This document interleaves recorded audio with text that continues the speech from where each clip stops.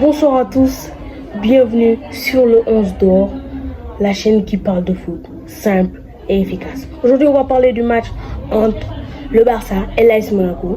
Le match est terminé sur un score de 2-1, victoire de l'AS Monaco. Avant qu'on arrive sur le débrief, n'hésitez pas à liker, à vous abonner. C'est le début de la chaîne. Partagez pour qu'on me découvre. Et tout de suite, on y va, let's go. Alors, on va d'abord montrer les compositions des équipes. On commence par celle du Barça.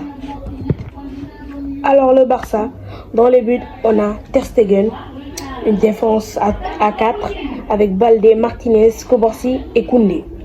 Au milieu de terrain, on a mis Garcia, Casado, et on a Rafinha, Pedri et Yamal. Et un soutien de Lewandowski. Pour celle de Monaco, on a Philippe Con, Singo, Thilo Kehrer, Salici, Vanderson, Camara, Zakaria, Aouchiche, Mitoma, Ben Seguir et Mbolo. Alors moi, ce match, ce qui m'a plu, c'est que j'ai bien vu ce match. Monaco a énormément d'occasions.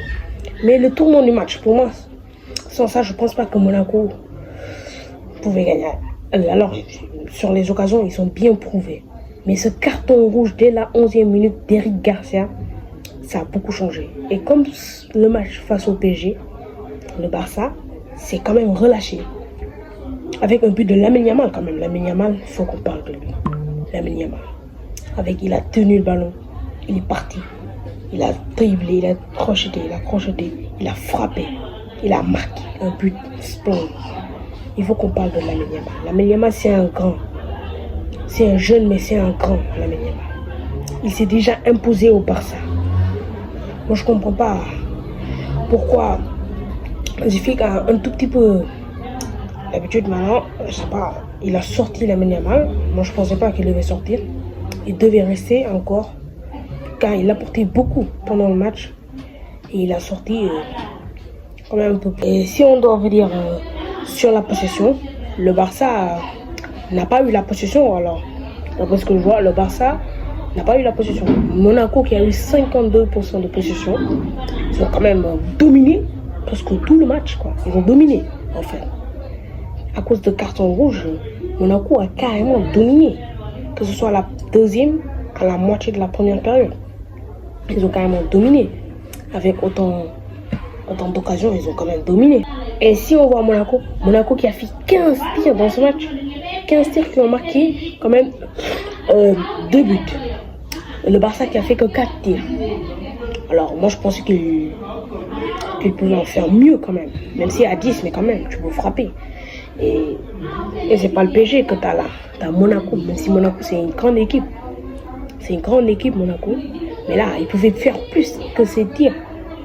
Alors moi, Monaco, avec ses buteurs, on a eu Atleuch qui est un très jeune, talentueux, incroyable, qui a eu des offres de partout pendant ce mercato, des 30 millions et plus.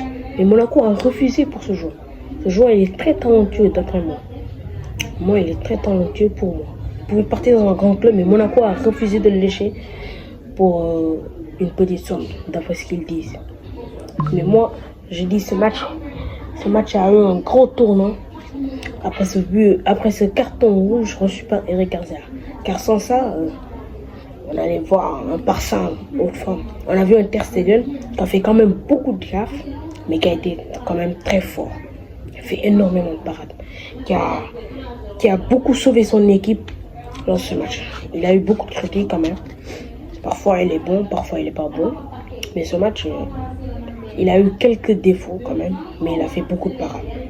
Moi, si je devais parler de Lamine Camara, alors la première période, il a été très très bon. Pourquoi on l'a sorti en deuxième? Alors, parce qu'il a eu un carton jaune, le jeune Sénégalais. Il a eu un carton jaune et le coach ne voulait pas prendre de risques, c'est pour ça qu'il a sorti. Et l'entrée de Golovin a fait extrêmement beaucoup de bien à cette équipe, parce que Golovin est très important. Et pour ce match, on a eu les 3 plus jeunes buteurs des histoires, avec Ansu Fati qui était sur le terrain, Lamine Yamal et le jeune nouveau de l'AS Monaco. avec le jeune de Monaco, Ilen Kenya. Alors c'est un jeune, lui c'est le deuxième plus jeune joueur de l'histoire de la Ligue des Champions à marquer.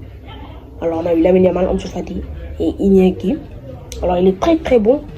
Il a marqué un but fabuleux, une frappe bien dosée, un but magnifique. Alors moi je pensais qu'il allait partir dans un plus grand club que Monaco. Mais son choix il a été fait. Et moi je pense qu'il ne regrettera pas ça. Parce que Monaco c'est un club avec beaucoup d'ambition et des projets qui marchent. Alors le Barça, Hansi Flick qui était sur une bonne série, qui était invincible, pas aucune défaite, mais qui a concédé sa première défaite aujourd'hui. On a vu les joueurs en pleine forme, mais ce carton rouge les a déstabilisés. Ils sont passés à côté de beaucoup de choses.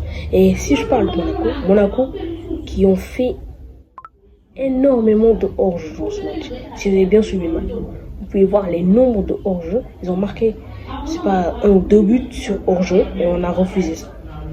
Ce match, mon équipe pouvait marquer plus de buts, mais ils n'ont pas réussi à le faire. Alors le match est terminé sur 2-1.